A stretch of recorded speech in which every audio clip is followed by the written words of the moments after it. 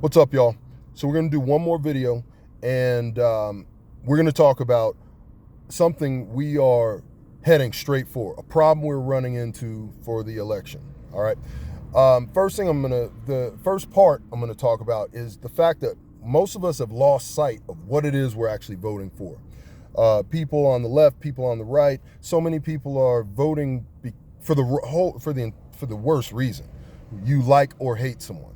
You know, you like Trump, so you're going to vote for him. You hate Trump, so you're going to vote against him. It's the wrong reason to vote for anyone. What we have to keep in mind, the difference between the left and the right, basically boils down to big government versus small government. When we're voting because we are putting our voice out there for the direction we want our country to go, right? Those of us on the right, we believe in smaller government. For the most part, leave us alone. We'll take care of ourselves, you know. And the other part of that is most of us also believe in states' rights, which means you consider America's not a democracy. It's a constitutional republic. All right. Each one of our states is supposed to function on its own, govern itself. And that's why the Electoral College is set up the way it is. All right. But we believe that states have the right to govern themselves, make their own decisions. The federal government has very minimal control over what is happening on the state level. On the left, they're more about larger federal government or federal government having more power. And that's not necessarily a bad thing, depending on what we're talking about. But bottom line is, these are the two different directions our country we have the option for our country to go. That's what we should be voting for. But we've gotten so distracted because half the people think Trump is a racist and a fascist. People on the other side think Biden is a racist and a pedophile. Both of those are crazy ideas. If you know anything about politics, or I shouldn't say politics, if you know anything about fascism, you know Trump is not a fascist. If you know anything about the actual facts, what Trump has actually said, context, uncut statements, then you also know Trump is not a racist either. There are loads of reasons to not like Trump, loads of reasons to not vote for Trump. The best thing you can do is pick a reason that is factual. You say he's a fascist, you have no idea about fascism. You say he's a racist, you really don't care about facts, or you just don't know the facts, right? Biden is an old man who says some wild stuff. He has no tact, or I shouldn't say he has no tact. He picks the wrong tact when he's trying to relate to people, and I think that's why he has said a lot of stupid things. Is he going through some cognitive decline? I think so, but I'm not a professional. That's just my opinion, right? Do I think that he's a racist? No, not at all. He said, talking about how the Republicans were going to put black people back in chains. You ain't black if you're not voting for him, you ain't black. Stuff like that. I don't think that means he's racist. I think he just had a bad way of trying to relate. That just makes him not quick. That doesn't make him a racist. He's had some policies he was involved in that negatively affected the black community. That doesn't make him a racist, because if you actually break those policies down, look at them, there is nothing that specifically directs them towards black people. So I can't call that racist. I can't call him a racist for that, right? So no, I don't think he's a racist. Dude likes to sniff kids' hair. Does that make him a pedophile?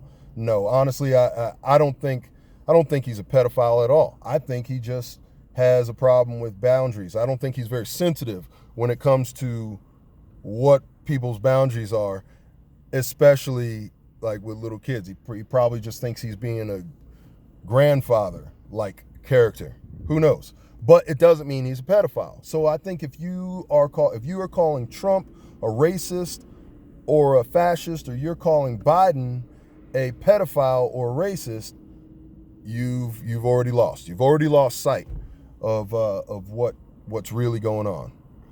So that's all just to say we have to remember what this is all for. What is it we're doing when we're voting?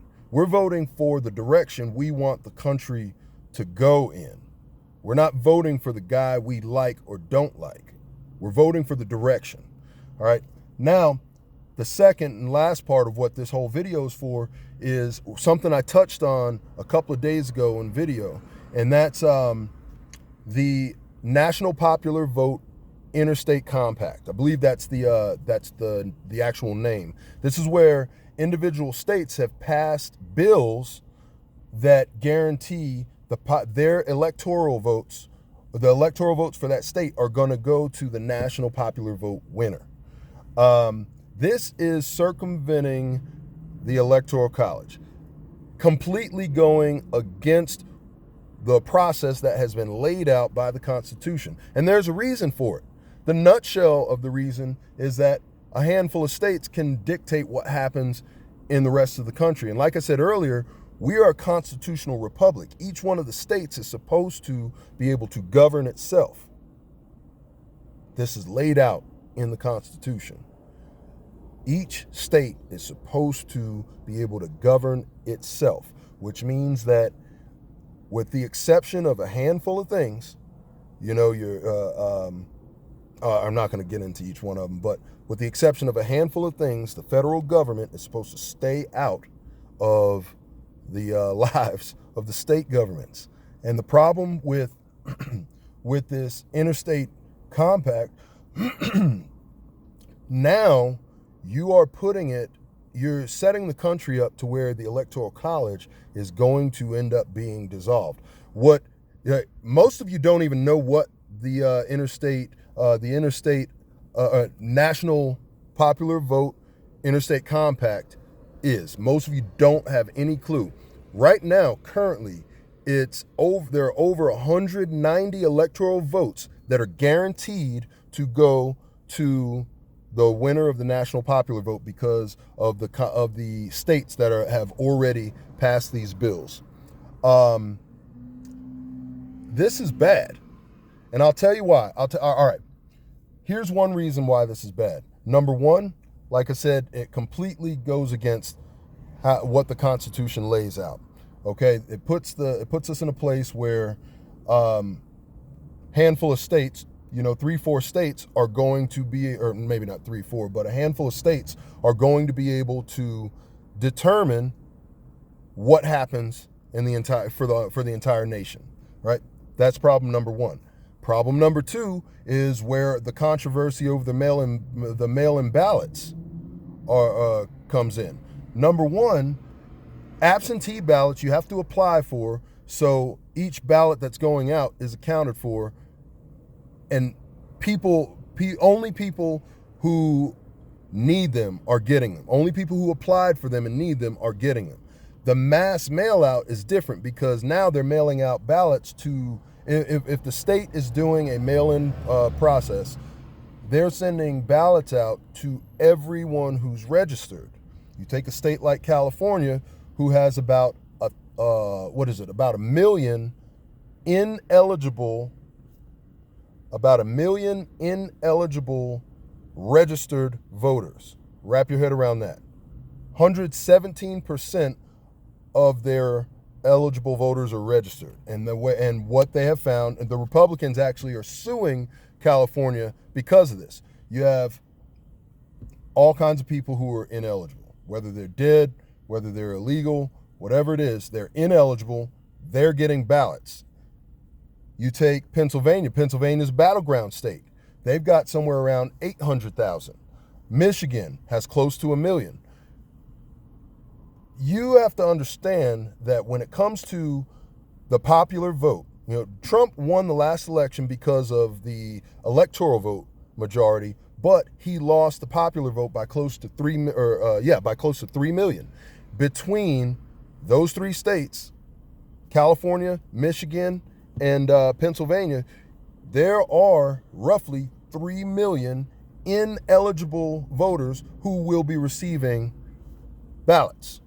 All right? That's the problem. And the reason that's the problem is because you look at California, everybody knows California is going to be a blue state. No one's going to feel like they need to go back and count their votes, right? So if they have 1 million extra people voting blue, no one's going to know who's going to find it. Who's going to find it? But that goes towards the national popular vote, and that can tip the entire thing. And that's just one state. So y'all think about what is really going on. I want every single one of y'all to go and look up the National Popular Vote Interstate Compact.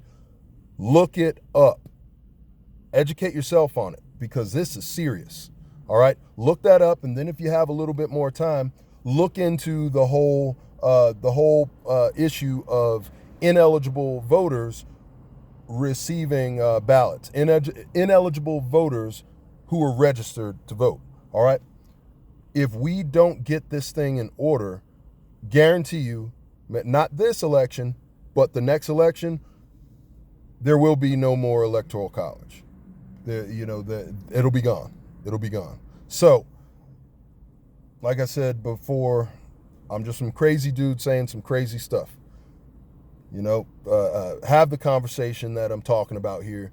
Give me some ideas. If there's something I said you think is wrong, let me know. If you think something is right, share it, and y'all talk about it. All right? Y'all have a good one.